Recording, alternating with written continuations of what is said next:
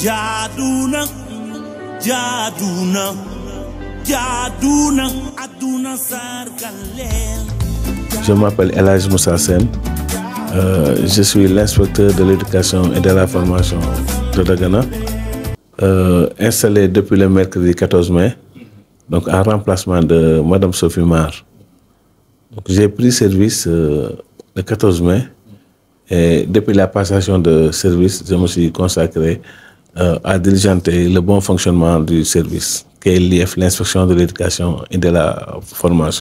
Pour ce qui concerne l'organisation de la journée de l'excellence, c'est une activité qui s'inscrit en parfaite harmonie avec les orientations de notre politique éducative, c'est-à-dire faire vivre l'école, redonner vie à l'école, faire de l'école ce qu'elle doit être et ce qu'elle n'aurait jamais cessé d'être. Donc c'est une activité qui est une partie intégrante de la vie scolaire, où on lie l'utile à l'agréable. Mais ce qu'il y a lieu de retenir aussi, c'est une journée où le mérite sera célébré et il y a le culte de l'excellence qu'on veut imposer aussi. Donc l'IF de Dagana s'est inscrit dans cette dynamique. Et cette année, nous comptons faire la 2e édition.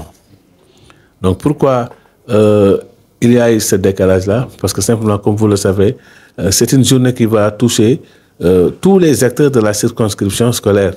Cela nécessite du temps, cela nécessite des moyens, donc à mobiliser pour organiser cette journée-là. Et je remercie du comité de pilotage, donc, qui s'est très tôt investi, avant même ma venue, qui s'est très tôt investi pour les modalités et les dispositions à prendre pour une réussite totale de cette cérémonie. L'autre enjeu aussi, c'est que nous avons une famille d'acteurs.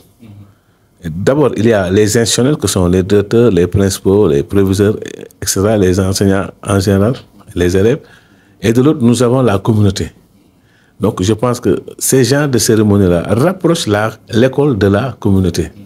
Donc, c'est dans ce sens-là qu'il y aura des lauréats. Nécessairement, quand on parle de journée de l'excellence, il y aura des lauréats. Des critères ont été dégagés et partagés à l'ensemble des acteurs sur le choix des futurs lauréats. Donc, à ce niveau-là, on a commencé quand même le partage d'informations pour toucher le maximum d'acteurs. Et une feuille de route a été établie avec des dates précises. Je rappelle que la date retenue pour la journée de l'excellence, c'est le 5 juillet 2025.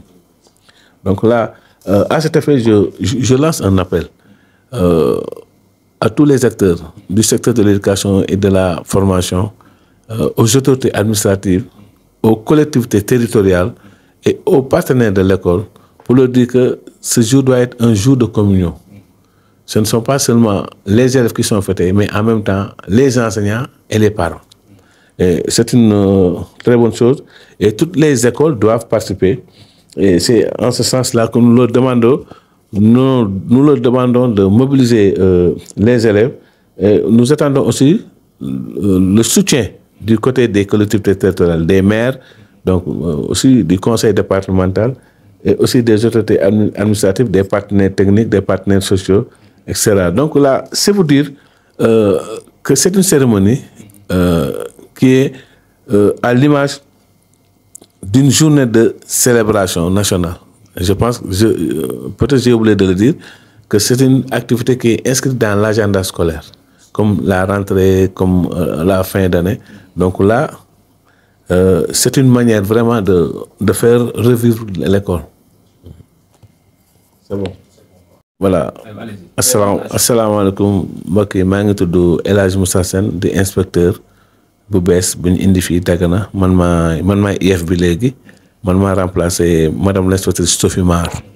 Donc jël naa service depuis le mercredi 14 mai ba tey maa ngi sóobu ci liggéey bi fii ci IF de Dagana waaw donc yor wàllum njàngalem ci école yu diggu doom yi waaw ci loolu nag ma bëggoon a waxtaan tuuti ak yéen ñëwaat ci bis bi nga xam ne moo doon tudd journée de l'excellence mooy bis boo xam ne nii bisub ràññee la ci la ñuy ràññee nit ñi muy élève bi muy jàngalkat bi ci ordre d'enseignement yëpp nag li commencé préscolaire élémentaire moyen ba seconde ñoo ñëpp incha allah dinañ ci seet xale yi nga xam ne ñoo ci gën a góorgóorlu ñu jël bis bi askan wépp teew ñu jox leen ci ay neexal. léegi nag loolu dafa am loo xam ne ñun moom lañ ciy xaar li ñu naan impact ndax buñ gisee xale yi ni ñu leen aligné fan lañ teg keneen ku ci bokkul déwén di nga góorgóorlu ne man de bëgg naa bokk fee donc là aussi c'est pour susciter l'émulation ni ñu koy waxee ci tubaab. léegi beneen bi mooy que ne école dafa am vie li ñu naan vie scolaire école du ñëw rek jàngal xale yi ku ne wàcc ñibbi mais genre cérémonie bokk na ci liy dundal école ci ñuy suuxalal école donc moo tax ñu ci woo askan wépp di ci jël suñu autorité administrative bi teg ci collectivité territoriales yi mooy les maires ak les partenaires sociaux et cetera les mécènes képp koo xam ne ni mbirum école soxal na la ñu ngi la ci woo nga ñëw jàpp nga xam ne bis bii bésu école la.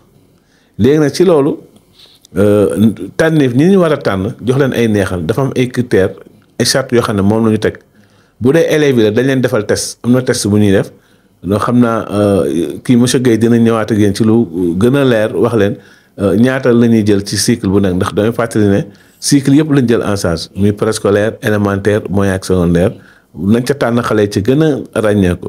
fête bi tamit danañ ci boole ñi nga xam ne dañ fay nekkoon te à la retraite ku mel ni inspecteurs yi fi jaar ak tamit inspecteurs yoo xam ne ñu ngi fii kenn xam ne mu ngi fii en service te day dem retraite après ñu fexe daal nu leen sargale ak madame Sophie Mar mi nga xam ne ni moom laa fi wuutu bis boobu tamit incha allah fas yéene leen ko sargal fas yéene tamit sargal enseignants yi nga xam ne dañoo ràññeeku seen wàllu liggéey ndax loolu maanaam jaajëf day yokk ngóor daal maanaam nit ki gën a góorgóorlu ndax waaw góor koo ko wax rek yaa ngi koy gën a ñaax kon bis bi loolu moo ko tax a jóg buñ jógee ci enseignant tam dina ñëw ci code gi mooy collectif des directeurs donc ni ma ko mën a tënkee mooy bànqaas yi ñuy jàpp ci njàngale mi yëpp ñoom ñëpp su boobaa danañ ca tàmm ñoo xam ne nii ràññeeku nañ ca ñu jox leen ay neexal léegi nag lu mel noonu dafa laaj moyen waaw am na ñoo xam ne nag am nañu yaakaar ci seenu jàppale ndax wax nañ ñu ko